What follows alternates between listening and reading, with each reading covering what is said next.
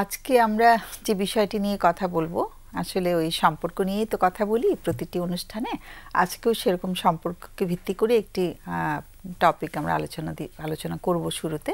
সেটি হচ্ছে যে আমরা যখন আস্তে আস্তে বড় হতে থাকি, যখন টিনেজ টাচ করি কিংবা টিনেজ পার করি, তখন আমাদের ভালোবাসার সম্পর্ক গড়ে ওঠে অনেক সময়। এটা আজকাল আমরা তো অনেক শুনি যে একজন টিনেজ পার হয়েছে, যে প্রি টিন বা হয়তো ইয়াং অ্যাডোলেসেন্ট বা মাত্র অ্যাডাল্ট হয়েছে, এরকম মানুষরা আমাদের কাছে যখন আসে তখন আমরা শুনতে পাই যে তারা ভালোবাসার সম্পর্কে ঢুকেছে এবং সেখানে হয়তো তারা কিছু ঘাতের শিকার হচ্ছে বা ঘাত প্রতিঘাতের ভেতর দিয়ে যাচ্ছে, সেই কথা বলতে আসে। কিংবা হয়তো এখন যে বর্তমানে রিলেশনশিপে আছে সেখান থেকে সে কষ্ট পাচ্ছে, তখন আমি একটু এক্সপ্লোর করি, তার একটু ইতিহাস শুনি, তারপরে তার ছোটবেলা থেকে তার বড় হওয়াটা শুনি। তো আজকের আমি কি করছি সেটা প্রথমে বলে ফেললাম, কিন্তু টপিকটা হচ্ছে ভালোবাসার সম্পর্কে ঢোকার পরে আমরা নিজেকে আরও বেশি করে জানতে পারি, আমরা আরও বেশি করে জানতে শুরু করি। সেটি কেন হয় সেটি নিয়ে আলোচনা করব।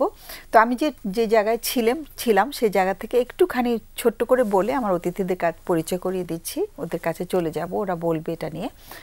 তো সেটা হচ্ছে যে আমরা যখন পরিবারের ভেতরে বড় হই তখন আস্তে আস্তে পরিবারের বিভিন্ন সদস্যদের সাথে আমাদের নানান রকম ক্রিয়া প্রতিক্রিয়া হয় এবং তারা আমাদেরকে হয়তো আমাদের সাথে সবসময় আমাদেরকে ভালোভাবে নিচ্ছেন না, বা তারা আমাদের উপর রাগ হচ্ছেন, বিরক্ত হচ্ছেন, কিন্তু দিন শেষে তারা কিন্তু আবার ক্ষমা করে দিচ্ছেন বা আমাদের সঙ্গে একটা সম্পর্ক আবার তৈরি হয়ে যাচ্ছে, বা আমি হয়তো গিয়ে ক্ষমা চাইছি। তো পরিবারের লোকজন যেমন একটা কথা বলা হয় যে নিঃশর্ত ভালোবাসা, যদিও নিঃশর্ত ভালোবাসা আমরা পাই না, কিন্তু তাও কিছুটা নিঃশর্ত একটা গ্রহণযোগ্যতা আমরা পরিবারের কাছ থেকে পাই। কিন্তু বাইরের মানুষের সাথে যখন আমাদের সম্পর্ক হয়, সেটি হতে পারে বন্ধুত্বের সম্পর্ক, সেটি হতে পারে রোমান্টিক সম্পর্ক, হয়তো খুব ভালোবাসছি এরকম একটা সম্পর্ক, সেটা বন্ধুই হোক বা রোমান্টিক সম্পর্কই হোক, সেখানে কিন্তু আবার নিঃশর্ত জায়গাটা খুব একটা পাওয়া যায় না। তো সেই জন্য তখন মনে হয় যে আমি আবার নতুন করে আমাকে আবিষ্কার করছি, এরকম করে তো আমি আমাকে দেখিনি। আমি কি আসলেই তারা আমাকে যেভাবে প্রত্যাখ্যান করছে, আমি কি সেরকমই একটি মানুষ? তো আমি অবশ্যই যেটা করি, আমি তাদের আগের ইতিহাস, তাদের ভালোবাসা সম্পর্ক যদি আগে হয়ে থাকে সেটিও একটু শোনার চেষ্টা করি, যাতে করে তার জীবনের যে বিচরণটা, এর আগের অভিজ্ঞতাগুলো সেটাও একটু শোনা হয় এবং তার নিজের সম্পর্কে যে প্রতিফলনটা হচ্ছে সেটা সে আসলে তাকিয়েছে কিনা নিজের দিকে, অর্থাৎ আয়নাটা নিজের সামনে ধরেছে কিনা, এবং ধরে থাকলে নিজেকে তার কেমন মনে হয়েছে। তো একটু বড় করে বলে ফেললাম, আমি যাচ্ছি আমাদের অতিথিদের কাছে। একজন হচ্ছে জোহরা পারভিন। জোহরা হচ্ছেন একজন ক্লিনিক্যাল সাইকোলজিস্ট, তোমাকে স্বাগত অনুষ্ঠানে। আরেকজন নতুন মুখ আছে, আজকে প্রথমবারের মতন এসছে, আমার প্রিয় ছাত্র বলা যেতে পারে, শিক্ষার্থী বলা যেতে পারে, ফয়সাল আহমেদ রফি। তোমাকে স্বাগত অনুষ্ঠানে। ও হচ্ছে ফাউন্ডার হিসেবে কাজ করছে একটি প্রতিষ্ঠানে, যে প্রতিষ্ঠানটার নাম হচ্ছে মাইন্ডওয়েজ। এবং প্রতিষ্ঠানে যে কাজ ওরা করছে সেটা হচ্ছে ওরা মানসিক স্বাস্থ্য বিষয় নিয়ে ওরা মানুষকে সচেতন করছে এবং তারা শিক্ষা দিচ্ছে, এবং সে মানুষকে, যেহেতু মানসিক স্বাস্থ্য বিষয়ে বাংলাদেশের সচেতনতা বলি বা আমাদের জ্ঞান বলি খুবই সীমিত, তো ওরা এই প্রতিষ্ঠান থেকে ওরা চেষ্টা করছে মানুষকে সচেতন করতে এবং এই বিষয়ে আরও শিক্ষিত করে তুলতে। তো আমি যাচ্ছি আমাদের অতিথিদের কাছে। তো ফয়সাল, তুমি যেহেতু আজকে প্রথম এসছো, আজকে ওর কাছে একটু শুনে তারপর তোমার কাছে আসি। তুমি একটু কথাগুলো রেডি করো। ধন্যবাদ। বলো।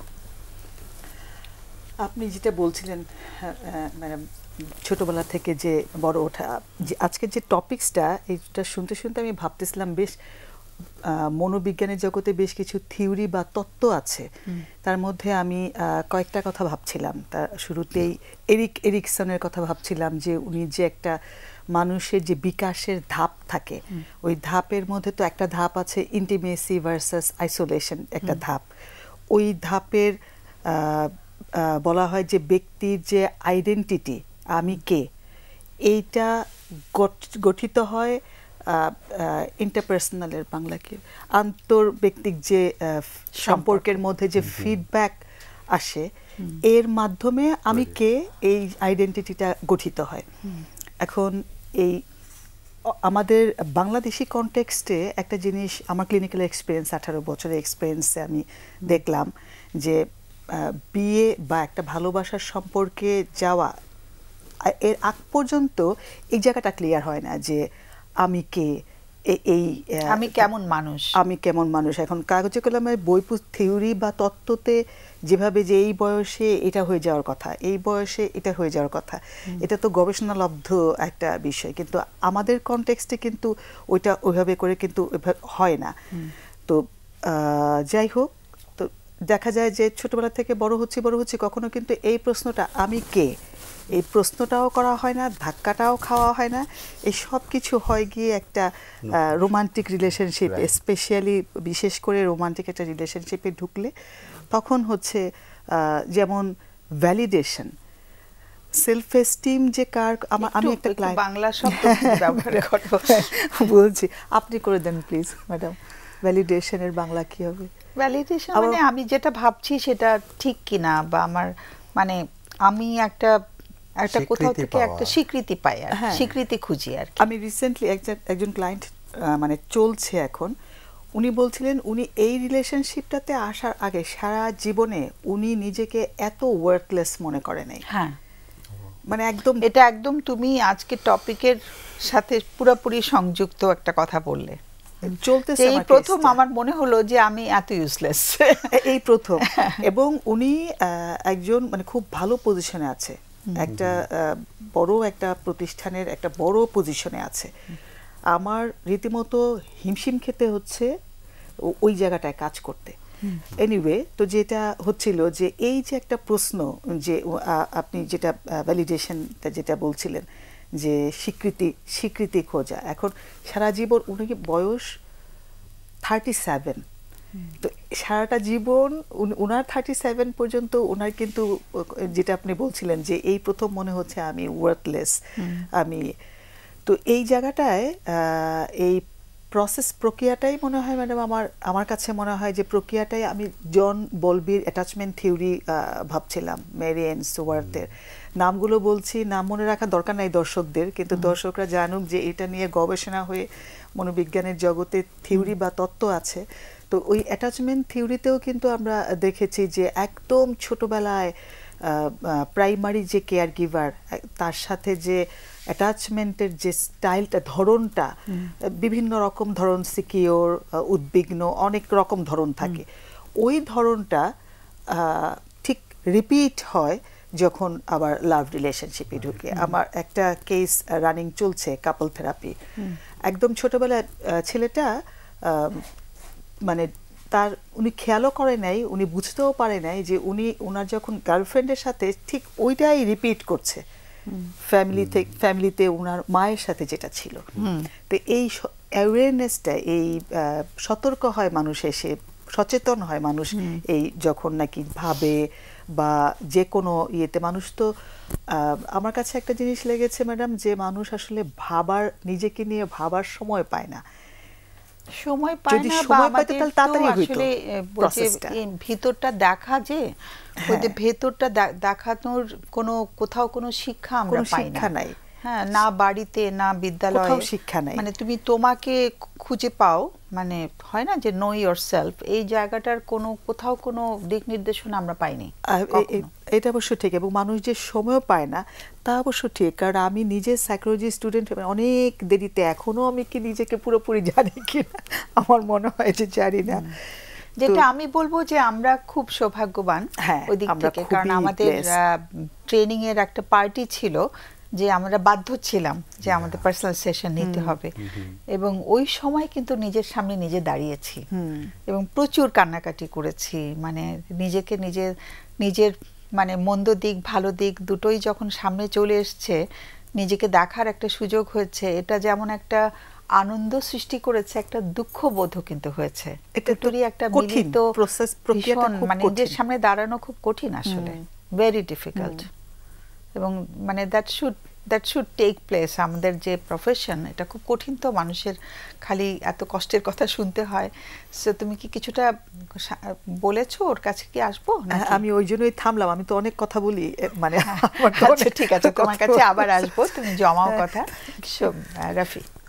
আচ্ছা, আমি আসলে আপার সাথে এবং আপনার সাথে আর কি ওই কথাগুলোর সাথে আর কি সহমত পোষণ করি আর কি, আরেকটু এক্সটেন্ড করছে যে বর্তমান কনটেক্সটে বা বর্তমান প্রেক্ষাপটে একটা মানুষ যখন নিজের সম্পর্কে ধারণা পেতে শুরু করে ছোটবেলা থেকে, পরিবার থেকে, তার সোশ্যাল ইনস্টিটিউশন থেকে, সে একটা কমফোর্টেবল ইমেজ তৈরি করে তার নিজের সম্পর্কে, সে মানুষটা এরকম। তারপর যখন সে একটা পর্যায়ে কোনো রিলেশনশিপে জড়ায়, তার তো একটা অ্যাটাচমেন্ট স্টাইল আছে ছোটবেলা থেকে কেয়ার গিভারের সাথে। সো সে যখন একটা সম্পর্কে জড়ায় তখন দেখা যায় কি যে তার ওই জায়গাগুলো হচ্ছে থ্রেটেন্ড হওয়া শুরু করে, কারণ ওখানে তার অথেন্টিক সেলফটা ধীরে ধীরে হয়তো নিজের অজান্তেই রিভিল হইতে শুরু করে। অথেন্টিক সেলফের বাংলা বলো। যদি হচ্ছে একদম সম্পূর্ণ নিজস্বতা বা নিজস্ব যেই ধারণা নিজের সম্পর্কে, সেটা যখন আর কি আস্তে আস্তে সামনে আসতে শুরু করে, এবং সেখানে কিন্তু আমাদের অনেক জাজমেন্ট আর কি থাকে, আমাদের অনেক বিচার করি আমরা নিজেদেরকে। সো এইখানে দেখা যায় কি যে একসাথে হচ্ছে পার্টনার আমাদেরকে সেখানে তার সামনে যেহেতু এগুলো রিফ্লেকশন বা আর কি প্রতিক্রিয়া দেখছি, অন্যদিকে আমার মধ্যে যেহেতু একটি ধারণা তৈরি হয়ে আছে আগে থেকে, বা একটা জাজমেন্ট বা একটা বিচার করার প্রবণতা আছে, সো স্বাভাবিকভাবেই সেখানে হচ্ছে আমরা নিজেকে নতুন লাইটে দেখতে শুরু করি বা নতুন প্রেক্ষাপটে দেখতে শুরু করি। এবং আমরা সাইকোলজিস্ট বা সাইকোলজিতে ট্রেনিং নেওয়ার কারণে হয়তো আমাদের পার্সোনাল সেশন এবং আমরা যেভাবে বলছি যে আমরা নিজেকে নিয়ে সামনে দাঁড়িয়েছি, আমার মনে হয় দর্শকদের এখানে একটু বুঝতে কষ্ট হবে যে আমরা নিজেকে দাঁড়িয়েছি কিন্তু আমাদের জাজমেন্টগুলো নিয়ে, আমাদের এক্সপিরিয়েন্সগুলোকে নিয়ে এবং সেগুলোকে মেনে নেওয়ার মানসিকতা নিয়ে। ফলে দেখা যাচ্ছে যে এই প্রক্রিয়াটা অনেক কঠিন, কিন্তু যাদের কমফোর্টেবল একটা ইমেজ আছে নিজের সম্পর্কে, তারা কিন্তু সেখান থেকে সহজে বের হতে চায় না। সো এই কারণে ওটাই একদম শক্ত হয়ে ওটাই থাকতে হবে, আমি তো এরকম না। এবং অধিকাংশ রিলেশনশিপে দেখা যায় যে সম্পর্কগুলোতে যে যখন তারা কোনো রকম খুব গভীর কোনো ভালোবাসা সম্পর্কে জড়াচ্ছে, তখন তাদের এই নিজস্ব ধারণাটা হচ্ছে খুবই বলবো যে শেকেন হয় বা খুবই থ্রেটেন্ড হয়। সো তখনই আসলে আর কি সে হয় নিজেকে জানতে শুরু করে, অথবা সে হয়তো পার্টনারের প্রতি আরেকটু আর কি কি বলবো যে, আমার ইংরেজি শব্দ আসতেছে, আর বিরক্ত হয়, মানে যেটা বলো বাংলা, বিরক্ত হয়, অথবা হচ্ছে আর কি কিছু কিছু ক্ষেত্রে হয়তো অ্যাবিউসিভও হয়, কারণ নিজেরটা চাপিয়ে দেওয়ার চেষ্টা করে। তো তখন আসলে সে তো স্বীকার করতে চায় না যে তার এই নিজস্বতাটা যে আসলে ক্ষতিকর হচ্ছে আরেকজন মানুষের জন্য বা তার কমফোর্টটা। একটু আমি আমার কথা খুব বলতে ইচ্ছে করছে, আমারই পরিবারের কেউ আর কি, মানে আমার কাছের কোনো মানুষ, পরিবারের ভেতরে না হলেও কাছের মানুষ, সে তার বিয়ের পরে বলেছিল যে আমাকে সারা পৃথিবীর মানুষ রেসপেক্ট করে, আমার অফিসের মানুষ আমাকে এত রেসপেক্ট করে, আমার বন্ধু বান্ধব আমাকে এত ভালোবাসে, খালি তুমি বললে যে আমি ভালো না, এটা তো আমি মানবো না কোনোভাবে। তার স্ত্রীকে সে এটা বলেছিল আর কি।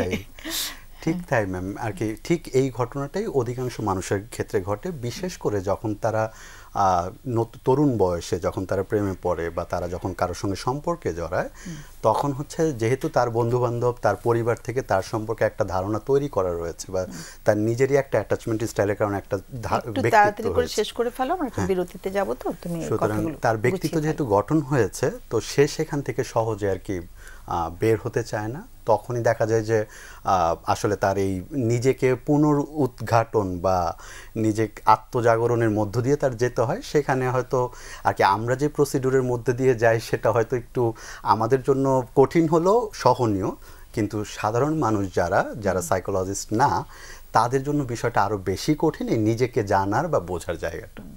আবার অনেক সময় আস্তে আস্তে জানতে শুরু করলে ভালো লাগে আর কি।